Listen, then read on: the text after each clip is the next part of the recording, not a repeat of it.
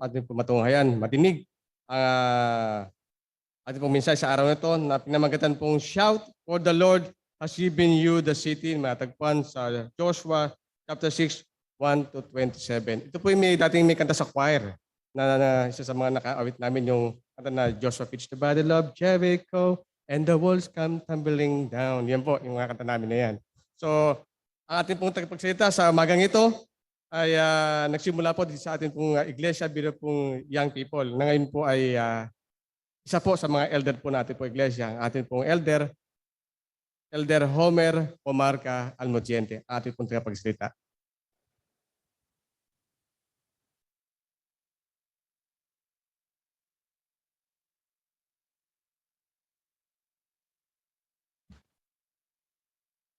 Magandang umaga po sa bawat isa. Isa pong privilege na andito ulit tayo sa harapan sa biyaya ng Panginoon. At alam natin na napakabuti ng Panginoon sa atin sa araw-araw. Ang topic natin ngayon ay pinamagatang Shout for the Lord has given you the city. Amen. Okay. Ang ating pong topic ay for July ay ang theme po niya ay Conquering Territories. Last time, diniscuss ni Red Third yung patungkol sa claiming the promised land. Ito po yung nasa Joshua chapter 1 verses 3 hanggang 6. Nais kong bigyan ng background kasi shout for the Lord has given you the city. So balikan natin yung Joshua 1 kasi ito pong Joshua, kung mahilig tayo magbasa ng series, ito yung pinaka-recommend ko sa inyo. Joshua 1 hanggang 6. So sabi rito, I will give you a place where you set your foot as I promised Moses. Gaya ng aking sinabi, ibinigay ko sa inyo ang lahat ng lupaing inyong mararating. Second, sabi niya, walang makagagapi sa inyo habang ikaw ay nabubuhay. Ito po yung binabanggit ng Panginoon kay Joshua.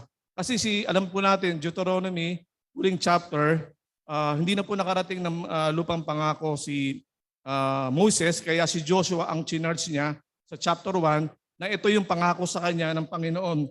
At ikatlo, ang sabi ng Panginoon, magpakatatag ka at lakasan mo ang iyong loob sapagkat ikaw ang mamumuno sa bayang ito sa pagsakop nila sa lupaing ibibigay ko sa kanila ayon sa aking pangako sa aking mga ninuno. So yun yung chapter 1. Chapter 2, makita po natin dito yung kung saan pinadala ni Joshua yung dalawang espiya doon sa Jericho. Sabi niya, puntahan niyo yung Jericho, tiktikan niyo. At dito makikita natin, marinig natin yung pangalan ni Rahab, the harlot o yung babae nagbibigay ng aliw. So sa chapter 2, mabasahin po natin, ang ginawa ni Rahab, tinago niya yung dalawang espiya kasi nalaman ng hari ng Jericho na may pumasok na dalawang Israelita sa kanilang bayan. So tinago niya. Chapter 3, titingnan po natin, yung Israelita ay tumawid ng Jordan River. So Jordan River, hindi po ako nakapunta dyan, pero imagine niyo kung ang river napakalaki at maluwag. Pero dito, may ginawa uli ang Panginoon na himala sa gitna ng mga Israelita. Sabi dito sa chapter 3 verse 15, tumigil ang pag-agos ng tubig at ang tubig ay natipon sa tapat ng bayan ng Adam, lunsod sa tabi ng Saretan. Samantala, ang agos na pababa sa dagat na patay sa Araba ay nagpatuloy hanggang sa natuyo ang ilog at nakatawid ang mga Israelita. Ito po yung second time na hinawi ng Diyos yung isang body of water. Yung una yung sa Red Sea, di ba? Hinati niya yung dagat. Ngayon naman yung ilog, hinati ng Diyos. Ang sabi doon, kung babasahin yung chapter 3, pagtungtong ng Ark of the Covenant doon sa pinakapampan ng river, pagtapak ng sabi doon, yung upper river, kasi ang river po, pababa yan kaya umaagos siya papunta ng dagat. Yung upper, pinigilan, yung water, hindi dumaloy. Tapos, yung natitirang water, bumaba po yan hanggang matuyo, hanggang makatapak lahat ng Israelita sa tuyong lupa. So, isang miracle na naman ginawa ng Diyos sa kanilang harapan. Chapter 4, makita po natin, gumawa as God said to Joshua, gumawa sila ng memorial o yung monumento. kung saan 12 bato yung pinagpatong-patong nila for the 12 tribes na kasama nila that time. Bakit gumawa ang Panginoon ng monumento? Meron kasi siyang ibig ipakita sa next generation na hindi na makakita nila. Ang sabi ng Panginoon sa chapter 4, sa kanyang sabi niya, kung kapag tinanong sa inyo ng inyong mga anak kung ano ang kahulugan ng mga batong iyan, sabihin ninyo sa kanila na lumakad sa tuyong lupa ang bayang Israel nang tumawid sa ilog Jordan. Sabihin din nyo na pinatuyo ni Yahweh ang tubig ng Jordan habang kayo tumatawid tulad ng ginawa niya sa dagat na pula habang kami tumatawid noon. So makita natin, di ba, isang memorial. Kaya yung monumento, pag nakakakita tayo ng monumento sa labas, may ibig sabihin po yan, ba't tinatayo yan? So dito sa chapter 4, isang pagpapaalala sa kanila na during those time ni Joshua, tumawid sila sa lupang tuyo. At chapter 5, dito naman in-establish ng Panginoon ang kaniyang covenant sa mga next generation ng mga Israelita kung saan lahat po ng kalalakihan ay tinuli. At dito sa Joshua chapter 5, na-confront ni Joshua yung Lord, yung commander ng Panginoon during nang siya pupunta sa Jericho. Chapter 6, darating na po tayo sa chapter 6. Ito na po yung shout, for the Lord has given you the city. So ito yung pag-conquer o pag-claim ng mga Israelita sa land of Jericho. Sabi doon, shout, for the Lord has given you the city. It's a sign of victory. Victory. Di ba? For the making of Joshua. Tayo po yung manalangin. Ang namin Diyos, patuloy kami dumadalangin sa umagang itong upang tulungan kami, Panginoon, na aming pag-aaral sa Joshua chapter 6. Panginoon, gabayan mo kami. Buksan mo po ang aming puso't isipan sa mga nais mong ibahagi sa amin, Panginoon, na mga turo mo, Panginoon. Sa gayon, Panginoon, di namin makalimutan ito sa puso namin at sa isipan. Patuloy ka mangusap sa bawat isa. Ito po ang aming dalangin sa pangalan ng Panginoong Jesus. Amen. So makita natin, sa first verses, chapter 1 to 5, makita natin dito yung instruction ni Joshua. Anong Diyos kay Joshua? Tatandaan po natin, ang Joshua ay unang city kung saan kukonquerin na ng mga Israelita. Pagtawid din ng Jordan River, tumigil sila sa Gilgal, yung unang bayan na mga kasalamuhan nila, yun po yung Jericho. Yun po yung Jericho. Pero makita natin dito, sa verse 1 pa lang, sinasabi doon, nakasara na ang pintuan ng Jericho. Ibig sabihin lockdown. Alam natin yan. Patunay tayo kahit sa barangay may lockdown. Dito lockdown din eh. Walang makakapasok, walang makakalabas ng bayan dahil sinarado na ng mga Jericho dahil alam nila andyan na ang mga Israelita, darating na sila. Pero makita natin, bakit sinarado nila? Fortified city ang Jericho. Mamaya papakita ko yung picture para makita natin ano ba itsura ng Jericho. Hindi pa ako nakapunto pero sa picture nakita ko, ito pa rin Jericho. Bakit sarado? Unang-una, sa chapter 2, verse 24, sabi ng mga espiya, nung sila'y bumalik after nila magtiktik, sabi ng report ng dalawang espiya, ibinigay na sa atin ni Yahweh ang lupaing iyon. Mabanggit lamang ang pangalan natin, nangangatog na sa takot ang mga taga roon. So, takot na takot sila. Mabanggit lang ang pangalan ng Israelita. Naku po, di ba? Takot na. So, makita natin dito, sa chapter 1 to 5, ito yung battle plan ng Diyos. Medyo mahaba yung binasa kaya ng kapatid, kaya napagod si Lawrence. Pero maganda kasi, series po ito eh. Kaya gagawin ko every verse, hahakbangan natin. Ito po yung strategy. Itong strategy nito ay very strange para sa atin. Kasi dito, sinabi ng Panginoon kay Joshua na ikutan niyo yung Jericho araw-araw. Tapos andun yung Ark of the Covenant, andun yung mga pare, magbubulok kayo ng trumpet, di ba? So makita natin dito yung sabi ng Panginoon. Sabi niya, ikaw at ang iyong kawal ay liligid sa palibot ng Jericho minsan, paunahin ang kabanantipan, itong pare, may dalang trumpeta, nayari sa sungay, sa ikapitong araw, iikot kayo at sisigaw kayo, yun na, yung shout for the Lord has given you the city.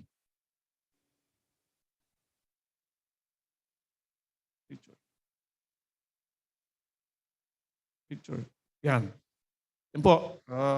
Pakita natin Yan po yung land of Jericho. Yung isang maliit na yan. Pero malaki po yan. Makikita lang picture. Ito po yung 3D design. Pero ito yung actual na lupain. So nakita nyo kung gaano kalaki, kung gaano kataas yung wall niya. Next slide. Yan. So meron siyang wall. Meron siyang wall. Next slide, please. Yan. Yan yung dalawang wall niya. Meron siyang inner wall, saka outer wall. Sabi doon, lower city. Okay? Diyan muna.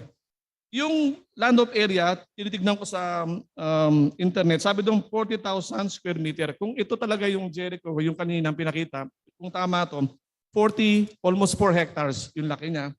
At sabi doon, 2,000 to 3,000 people ang nakatira doon time na yun. Pansinin natin, meron dalawang malaking muog o wall. Sabi rito, yung unang wall, ito nasa baba, yan. Ang taas po niya ay 12 to 15 feet. So malaking tao, mga almost tatlong height ko. Yan yung una, yan yung stone retaining wall. Sabi dito. Tapos, pagkatapos niyan, bukod dyan, meron pa siyang isang wall. Yan. Yung wall na yan ay made of bricks. Ang taas niya po ay 20 to 26 feet, 6 to 8 meters ang taas. Tapos, ang lapad niya ay 2 metro.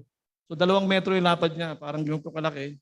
Nagkakamali itong pulpito natin. So ang total po niyan, next slide, yan. Yun yung tao. So ito yung inner wall, ito yung outer wall. Ang taas po niya, simula doon hanggang sa baba, in-estimate ko nasa 10 hanggang 12.5 meters o equivalent sa 3-story building. So imagine ito itong church, 3-story na to kasi mayroon tayong mezzanine, 1, 2, 3. So ganyan kataas. Imagine nyo ganyan kataas yung wall of Jericho. Bakit may wall? Bakit nilalagyan ng wall? Mamaya na yan. Bakit nilalagyan ng wall? Una-una for protection and security ng mga tao. Tayo, alam natin, may mga lote tayo, di ba? May mga lupa. Pag may lupa ka, ano gagawin mo? Lalagyan mo ng bakod. Bakit? Para ma-secure mo. Walang papasok. Ikaw lang may-ari. So makita natin sa verse 6 to 7, kasi sa 1 to 5, binanggit ng Diyos kung ano yung gagawin ni Joshua. At si Joshua, 6 to 7, binanggit ni Joshua, 6 to 7, yung gagawin ng mga tao sa kanyang plano. Una-una, Joshua called the priest. Tinawag niya yung mga pare. Titingnan nyo, bihirang-bihira sa gera, tinatawag ang pare. Tinatawag ang pare pag may namatay. Di ba? Pero dito, gera pa lang, hindi pang sisimulain. Pero tinawag agad ni Joshua yung mga pare. Sabi niya, dalhin nyo ang kaban ng tipan ni Yahweh. Mauuna ang 7 paring may dalang trumpeta. Pakita yung picture ng mga Yan. Sabi doon, mauuna yung 7 paring may dalang trumpeta, yung horn niya, ram Ikot po yan Nakarinig na ako niya, malakas yan. Sabi dito, may 7, yung nauuna. Nauna po yung, Nauna po yung armen, susunod yung 7 pare na may trumpeta, tapos yung Ark of the Covenant, the rest mga tao, mga armen. Ganyan po yung nila. Sabi dito, take the Ark of the Covenant. Sabi ko kanina, hindi usual na dadali mo yung Ark of the Covenant sa gera. Pero alam natin, ang Ark of the Covenant is a physical manifestation of God's presence and supreme power. So dinadala nila to para pampalakas nila. Kapangyarihan to. Alam natin, presensya ng Diyos yan.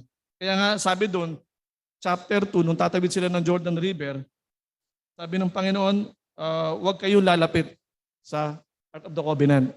Sabi nga doon, ang distance is 900 meters, almost a kilometer, ganun kalayo. Hindi mo pwedeng hawakan siya. Pero alam natin, manifestation niya ng presensya ng Diyos. Sabi ni Diyos sa mga tao, lumakad na kayo, lumikid kayo sa lungsod at paunahin sa kaban ng tipan ni Yahweh ang mga sandatahang lalaki. Kaya po merong sandatahan, yan, tapos 7 trumpets na priest, Ark of the Covenant at yung mga tao.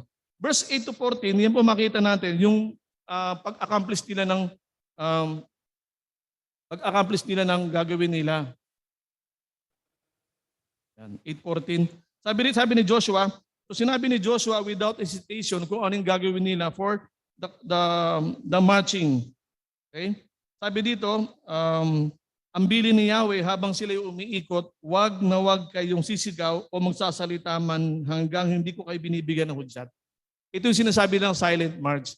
Iniikot nyo yung isang baryo, wala kayong sinasabi, hindi pwedeng magkwentuhan, silent march Tapos ang maingay lang yung trumpeta. Imagine nyo yung marching na gano'n, silent march o Jericho march. Di ba sa Pasig, dati nagparada kami dyan eh. Nauunang drum and land maingay. Para yung mga tao, ano yun, lalabas sila. Tapos yung mga tao nagkukwento na habang lalakad. Pero dito, yung march nila, walang mag-iingay. Yung trumpeta lang ang maingay. Parang alarma lang na eto na yung mga Israelita, darating na sila. Di ba? Sabi ni Josue, bibigyan ko kayo ng signal kung kailan kayo lang sisigaw. So walang silang gagawin, kundi umikot lang. So imagine niyo, di ba, yung mga tao, ano kayang feeling nila habang sila umikot sa parada? Nung young people lang ako, natandaan ko, nung kasama ko si Pastor Dong, pumunta kami ng Bagong Ilog, nagkaroon kami ng Jericho March. Sabi ni Pastor, ang tema kasi noon is bandage breaker. Ipapanalangin namin buong Bagong Ilog. Every Sunday ng hapon, maglalakad kami sa buong Bagong Ilog. Is talaga, nananalangin kami ni Pastor Dong. Natandaan ko yan, hindi ko makalimutan. Sabi kasi ni Pastor Dong, ito yung Jericho March natin.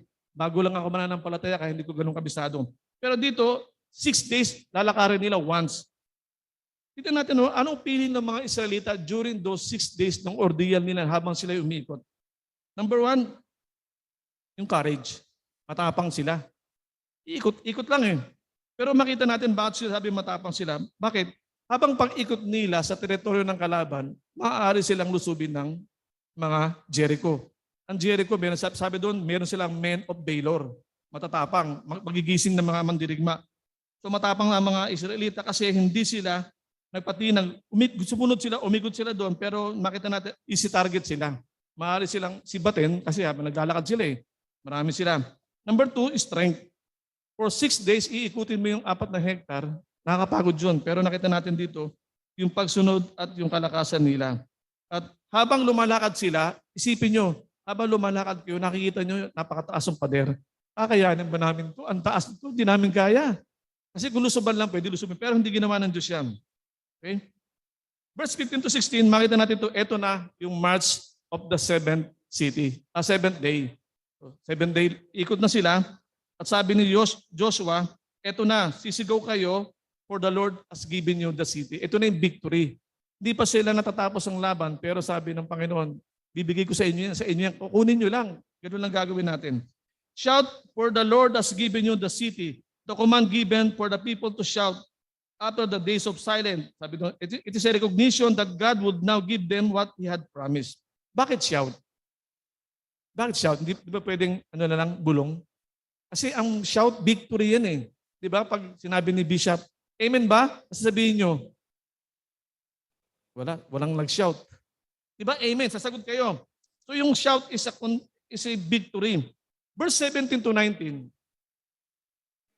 Dito merong reminder, kasi bago nila lusubin, di ba naka-7 ikot, tapos on the 7th, 7 beses silang iikot ulit, tapos pag sinabi ni Joshua, sumigaw na kayo, sabay yung trumpeta, yun na yung mangyayari. 17 to 19, bago mangyari yung pagsigaw at sabi ni Joshua, meron siyang 3 reminder. Unang-una, si Rahab, kailangan nyo i-rescue. Di ba sa chapter 2, binanggit ko na yan, bakit si Rahab? Dahil tinago niya 2 tiktik.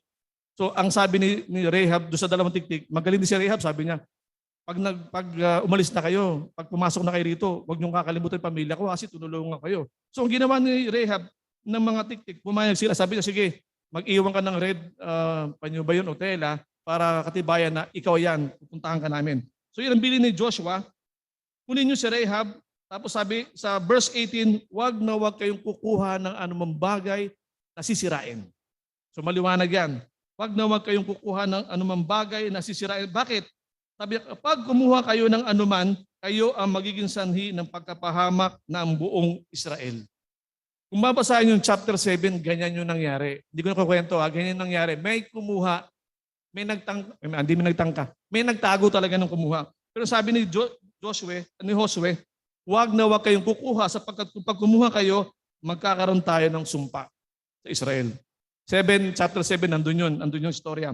Ang sabi din ni Josue, ang kukunin nyo lang ay mga silver, gold, bronze, iron para sa Panginoon.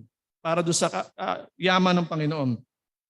Verse 20 to 21, eto na, the walls of Jericho came down and the city was destroyed.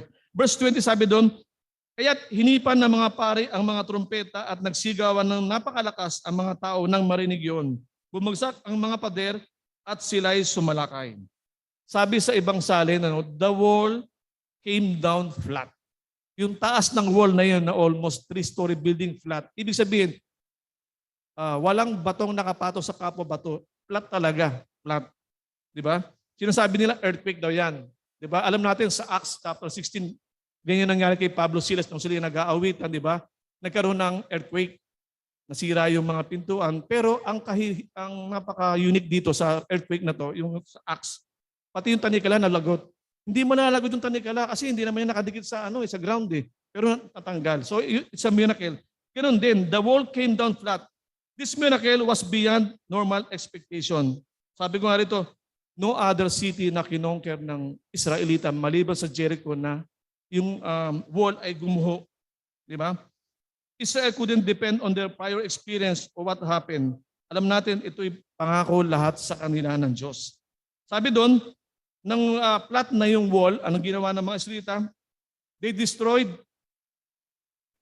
all women and men, young and old, tapos lahat ng animal wash out. Bakit? Sa Deuteronomy, yun ang sabi ng Panginoon eh. Sabi ng Panginoon sa Deuteronomy chapter 20, however, in the cities of the nations of the Lord, God is giving you as an inheritance.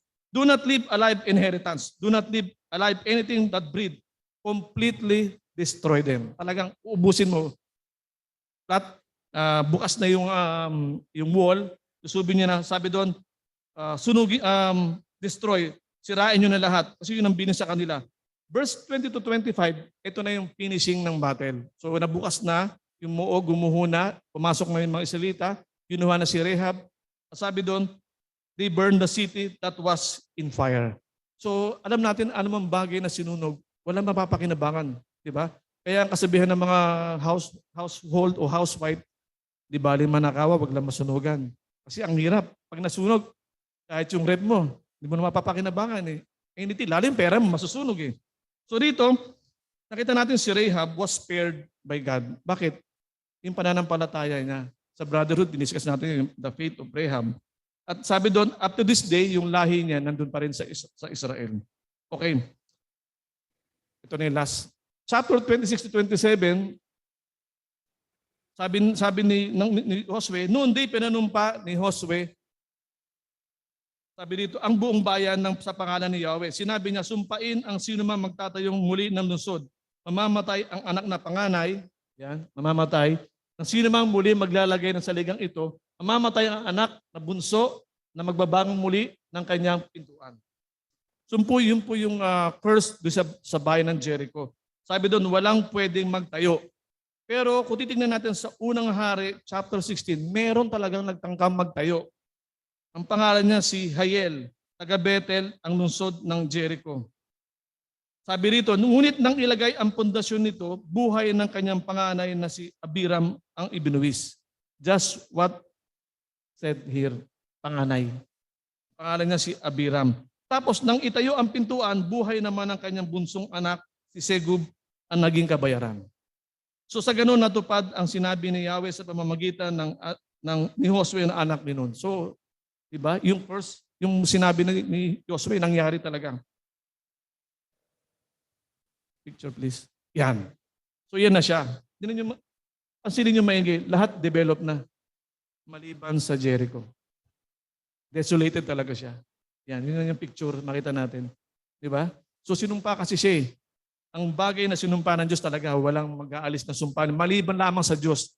Kahit yung tao sinabi ni Josue, sumpain yung bayan. Pero may nagtayo pa rin at first king, wala rin nangyari. At sabi doon, natupad yung sinabi ng Diyos. Okay? Ano pong nais pakita sa atin ng Diyos? Lesson, makita natin dito. Number 1, follow God. Sundin natin ang Diyos. Even the journey seems impossible and unexpected. Like si Abraham, di ba? Nung sinabi ng Diyos, pumunta ka sa bayang ipapangako ko sa iyo. Umalis si Abraham. Si Noah, nung tinayo niya yung ark, gumawa ka ng ark. Nagtayo si Noah. Wala namang malakas na ulan, pero nagtayo siya. It took them how many years para matapos yung... Pero they follow God. Si Moses, ganun din. Nung nilid niya ang Israelita. At alam natin, ang the best example ng ating Panginoong Jesus nung siya'y napako sa krus. The wall of Jericho should have been impenetrable, impossible to pass through. Unang-una, bakit? Because si Joshua, wala silang equipment para wasakin yung wall. But they followed God anyway with trust, buong pagtitiwala at buong pag-asa sa pangako ng Diyos sa kanila. So ang application po natin, all believers can rest assured that even if the path seems impossible and is not what we expected, when we prayerfully follow God's plan for us, it will be worth every step of the way. Kung yung nakita natin yung parang wala nangyayari sa buhay natin, may plano sa atin ng Diyos. Number 2, when God speak, we listen. Pag nagsalita ang Diyos, ang gagawin natin, makinig. Di ba? Yan sa biblical narration natin kanina sa chapter 6, kahit chapter 1. Pag nagsalita ang Panginoon kay Josue, nakikinig lang siya. Hindi siya nagbabother. Hindi siya, teka Lord, may question ako. Wala namang ganun eh. Basta kung ano yung sinabi ng Diyos, sunod si Josue. Because Joshua took the time to listen to God and seek His direction. Kaya naman alam natin na pagtagumpayan nila ang laban sa Jericho. Ganoon din naman, anong valuable lesson makita natin dito bilang Kristiyano?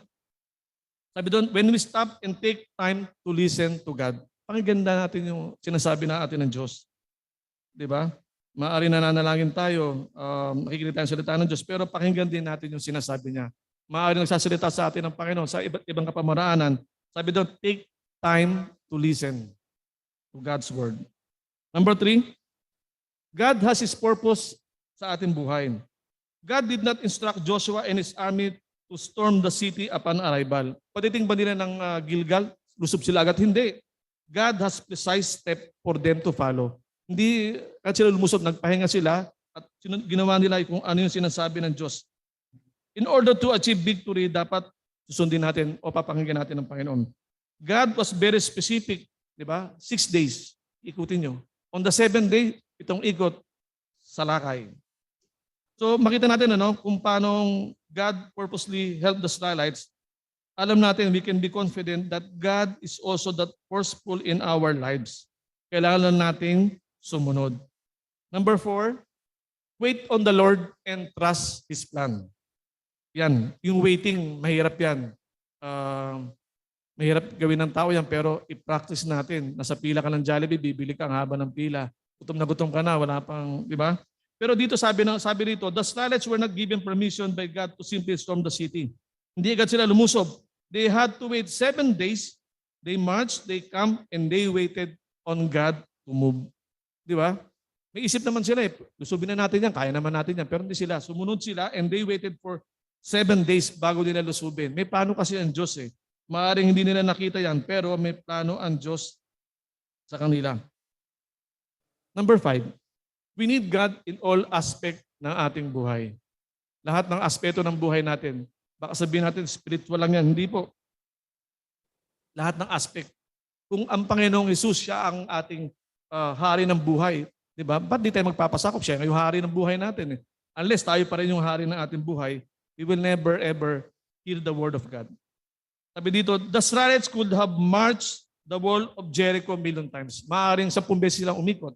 Maaring sumigaw araw-araw. Pero kung wala ang kapangyarihan ng Diyos, hindi babagsak yung wall of Jericho. Hindi talaga babagsak. So, the Israelites, doon sa kanilang paglakad, makita natin merong silang kasamang the best player of the day. Sino yun? Ang Diyos. Kasama, the God of the universe. Sabi sa Joshua 1:5-9, do not be frightened, do not be dismayed, for the Lord your God is with you wherever you go. Hindi nang pangako kay Joshua, sabi kay Joshua, be strong and courageous kasi ililid mo itong mga tao na to sa pag-conquer ng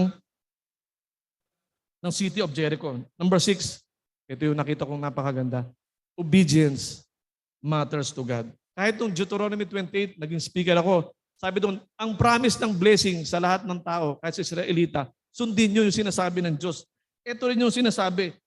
Kung ang Israelita hindi nila sinunod yung instruction ng Panginoon through Joshua, ano mangyayari? Kahit million times nilang ikutin yon, kahit itulak nila yung pader, walang mangyayari. Kahit sumigaw hanggang mamao sila, walang mangyayari. Pero ginawa nila yung dapat nilang gawin, their obedience to God mattered. Nangyari yung sinasabi.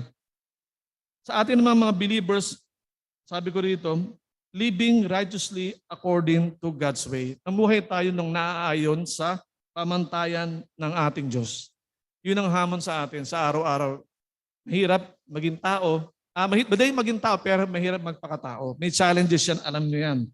Kasi minsan may narinig ako sinasabi ng mga tao, okay lang gawin ko to kasi wala naman akong tinatapakan ng tao. Sabi ko, pag narinig ko, napapailing ako eh. Kasi parang hindi naman masama to eh sa akin. Pero sa iba parang masama. Gagawin ko to kasi pwede. Pero hindi yun ang sabi dito.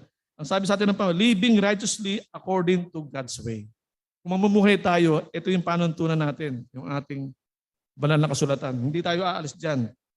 So makita natin dito yung kahalagahan ng tamang pagsunod sa Diyos. Kagaya ng ginawa ng Israelita for 6 days, hanggang 7 times umikot sila on the 7th day. Di ba? Nakuha nila. Isipin natin yung Jericho is a fortified city. Sabihin niya talagang matindi yung bakod nila. Hindi lang isa at dalawa yung wall nila. Ang sabi dito, yung mga Israelites, wala silang experience sa war. Yung pa isa. Kasi from Egypt, nag-40 years sila sa disyerto, lahat ng mga mandirigma noong time na yon namatay na. Ang nabuhay lang 3. Si Moses, si Joshua, at si Caleb. So itong generation na to, puro to bago. Kaya nga sa Deuteronomy 28, sinasabihan si Moses ng Diyos, turuan mo lagi yan. Baka maligaw yan kasi mga bago. Kaya nga sa chapter 4 o 3, di ba tinuli niya lahat? Kasi bagong generation to eh. So wala silang experience sa war, wala silang equipment maliban sa kanilang hawak na tabak or sibat, yun lang. Fortified city, hindi mo kayang banggain yan. Tangkay pwede, pero noong time niya wala naman tangkay. Only spear and sword ang kailangan nila. So nakita natin na God gave them great victory because of their obedience. Number 7, ito yung last. Kung ano yung pinangako ng Diyos, gagawin niya. Matagal man yan. Sabi dito, the walls of Jericho is a great reminder that God fulfills His promise. It takes a large amount of time para yung pangako ng Diyos sa mga ninuno ay maisakatuparan sa panahon ni Josue. Matagal na panahon yan. Pero yung promises ng Panginoon, regardless of how much time passes, God will always make good on His promise. Gagawin niya yan kahit gaano katagal yan. What God promised, He will fulfill. Ngayon po sa ating conclusion. God's promise, no matter how long, how impossible we may seem, He will definitely fulfill it. When God promised something, He will fulfill. Number 2, yung success na lahat ng binibigay ng Panginoon ay magsasucess lang kung nandoon sa ating kalagitnaan ang Diyos. If God intercedes sa mga ginagawa natin, papalayan tayo ng Panginoon. Kaya sabi ko kanina, every aspect ng buhay natin, pag mo ihihiwalay ang Diyos kasi hindi ka pagpapalain niya. I like to say, ito yung quote, sabi ni John Piper, one of the great enemies of hope is forgetting God's promises. Huwag natin kakalimutan. Ngayon, mataas ang bilihin, mataas ang gas. Ayaw na nilang pumasok ng malayo. Gusto nila work from home na kasi mas matipid. Pero ano yung pag-asa natin? Parang, ano ba yan? Bagong administration. Tapos ang daming problema. Pero huwag na natin kakalimutan yung God's promises. Sabi kasi ni John Piper, yun ang enemy ng pag-asa eh. Pag nakakalimutan natin yung pangako ng Panginoon sa atin. I will end this with 3 passages na nakita ko, na natutunan ko. Number 1 is yung awesome power and plan of God for His people. Jericho is a fortified city. Walang ganong experience ang mga taga-Israelita pero na-overcome nila. Napasok nila yung wall because of God's power and plan para sa kanyang mga piniling tao. Tayo rin po yung mga Kristiyano. Number 2, God keeps His promise and He will fulfill them. Matagal na yung Joshua, di ba? Matagal ng panahon na sulat ang lumang tipan. Pero yung promise ng Panginoon, tinitake hold pa rin natin kasi alam natin, buhay ang Diyos. Di ba? Number 3, God has given us exceedingly great and precious promises. Maraming promise ang Panginoon sa atin. Hanapin lang natin sa Biblia. Tuklasin natin. Sabi nga, tuklasin natin, magbasa tayo. Umatin tayo ng Sunday School. Ang ganda ng topic ni Repted, adoption. Mga ampun pala tayo, pero sa biyaya ng Panginoon, di ba? Anak na rin ang tawag sa atin. Now, in closing, I'd like to read Deuteronomy chapter 9. Kasi itong laban na to, binabagit dito sa Deuteronomy chapter 9. Sabi sa title, not because of Israel's righteousness, hindi dahil sa kayo'y matuwid. Ito ang sabi ng Panginoon. Sa Deuteronomy chapter 9, verse 1 to 6, basahin ko po. Dito po ako magtatapos. Sabi ng Panginoon, pakinggan niyo, O Israel, ngayong araw na ito, tatawid kayo ng Hordan upang sakupin ang mga bansang makapangyarihan kaysa sa inyo at ang mga lungsod na napapaligiran ng matataas sa pader. Malalaki at matataas ang mga taga roon, mga higante. Hindi kaila sa inyo ang kasabihang walang makakalupig sa angkan ng mga higante. Subalit pakatandaan ninyo na ang Diyos niyong si Yahweh ang nangunguna sa inyo tulad ng isang malakas na apoy. Sila'y kanyang gagapiin upang madaliin niyo silang may tataboy gaya ng sinabi ni Yahweh. Verse 4, kung sila'y maitaboy na ni Yahweh alang-alang sa inyo, huwag ninyong iisipin na sila'y itinaboy dahil sa kayo'y matuwid. Ang totoo, take note, itinaboy sila ni Yahweh dahil sa kanilang kasamaan. At ito po, verse 5, at hindi dahil sa kayo'y matuwid, kaya mapapasa inyo ang lupaing iyon. Itataboy sila ni Yahweh dahil sa kanyang kasamaan at bilang pagtupad pa rin sa pangako niya sa mga ninuno niyong sina Abraham, Isaac at Jacob. In last verse, kaya't pakatandaan ninyo na ibinigay ni Yahweh ang lupaing ito hindi dahil sa kayo'y matuwid. So yun, nakita natin yung credit wala sa mga Israelita. They have to follow, they have to obey, pero ang kapurihan talaga sa Panginoon. No matter what Jericho walls o anumang wall or muog na pumipigil sa atin na kinakaharap ng bawat isa, remember that you have a victory in Christ. Follow Him and He will never lead you wrong. Kagaya ni Rahab, helpless na siya, di ba? Pero God intervene and bring him success. Tayo po yung manalangin. Ang namin Diyos, patuloy kami nagpupulit, nagpapasalamat sa passage na binigay mo sa amin to remind us that you are our awesome God.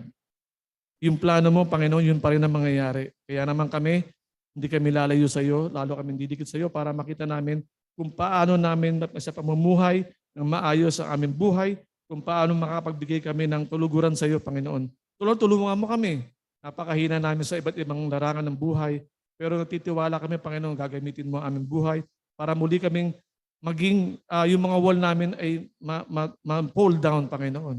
Ano mang humahadlang sa amin, talagang ipagkatiwala namin sa iyo para pangunahan mo kami at gabayan ng bawat isa sa aming pamumuhay bilang mga lingkod mo. Tulungan mo ang bawat isa. Ang mga may problema sa kanilang pananalapi, may problema sa lusugan, may problema sa mga relationship. Panginoon, this is about time na kami patuloy na dumulog sa iyo. Let us hear your word, Panginoon, sa amin sa araw-araw. Pakinggan namin ito lagi, mangusap ka lagi sa amin, Panginoon. Huwag naman po kayo magsasawang patuloy na gabayan ang bawat isa sa amin. Muli, Panginoon, ito po ang aming dalangin at papuri sa pangalang Panginoong Jesus. Amen. Palain po tayo ng Panginoon.